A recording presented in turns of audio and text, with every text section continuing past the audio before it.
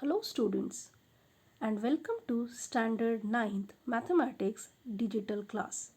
Today we will start with Chapter 2 Real Numbers of Maths 1. Let's recall.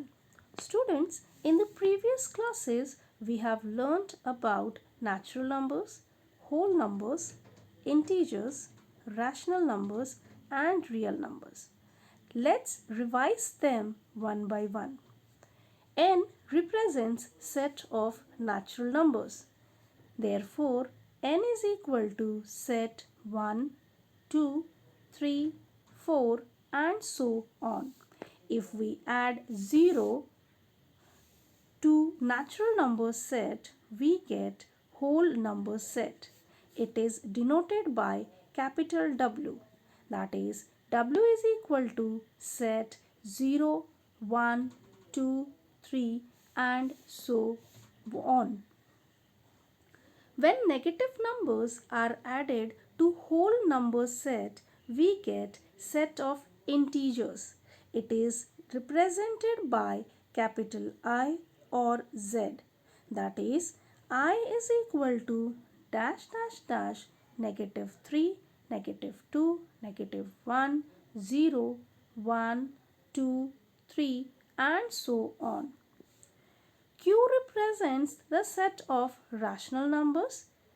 Q is equal to all P by Q such that PQ belongs to set of integers and Q is not equal to 0. R represents the set of real numbers. Real number set includes rational numbers as well as irrational numbers. The subset relation between all the above sets is as follows. Natural number set is subset of whole number set. Whole number set is subset of set of integers. Set of integers is subset of set of rational numbers and set of rational numbers is subset of real numbers.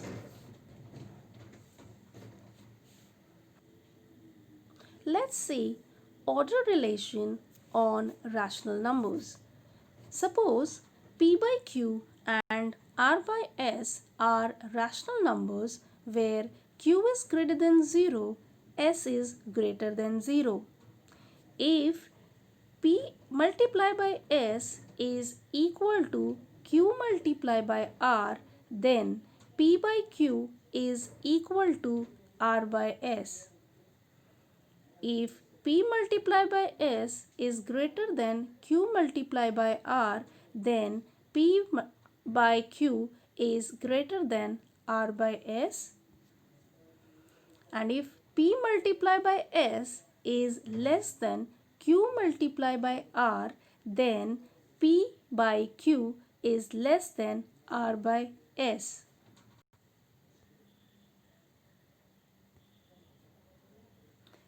Properties of rational numbers. If A, B, C are rational numbers, then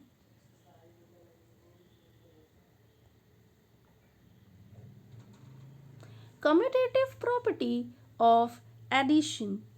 When we add two rational numbers, it does not matter the order in which they are added. That is, A plus B is equal to B plus A. Commutative property of multiplication. When we multiply two rational numbers, it does not matter the order in which they are multiplied. That is, A multiplied by B is equal to B multiplied by A. Associative property of addition. When we add two or more rational numbers, it does not matter how we group them. That is, bracket A plus B plus C is equal to A plus bracket B plus C. Associative property of multiplication. When we multiply two or more rational numbers, it does not matter how we group them. That is, a multiplied by bracket b multiplied by c equals to bracket a multiplied by b multiplied by c. Identity property of addition. There exists a special number called the additive identity, which when added to any number, then that number will still keep its identity. For addition, 0 is the additive identity. That is, a plus 0 is equal to 0 plus a is equal to a. Identity property of multiplication. For multiplication, the multiplicative identity is 1, which when multiplied to any rational number keeps its value same. That is, a multiplied by 1 equals to 1 multiplied by a equals to a.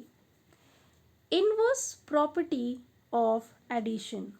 For every rational number, there exists another rational number which when added we get the additive identity. That is, a plus bracket negative a is equal to 0. Here negative a is the additive inverse of a. Inverse property of multiplication.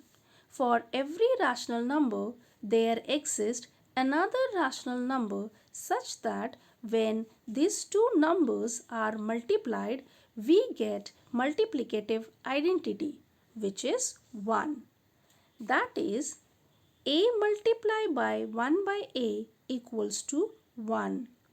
Here 1 by a is the multiplicative inverse of a. Decimal form of rational number. Decimal form of any rational number is either terminating or non-terminating recurring.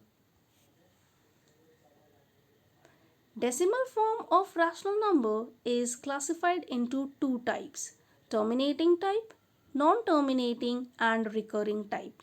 Example of terminating type is 2 by 5. When we divide 2 by 5, we get 0.4, which is a terminating decimal number. Example of non-terminating and recurring type: 17 by 36. When we divide 17 by 36, we get 0.47222 dash dash dash, which is equal to 0.47. On top of 2, we put a dot to show that 2 is repeating or recurring. So,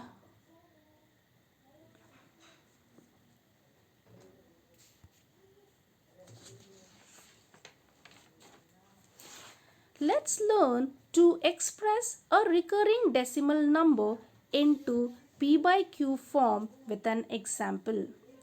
Express the recurring decimal 0.777 dash dash dash in p by q form. Solution.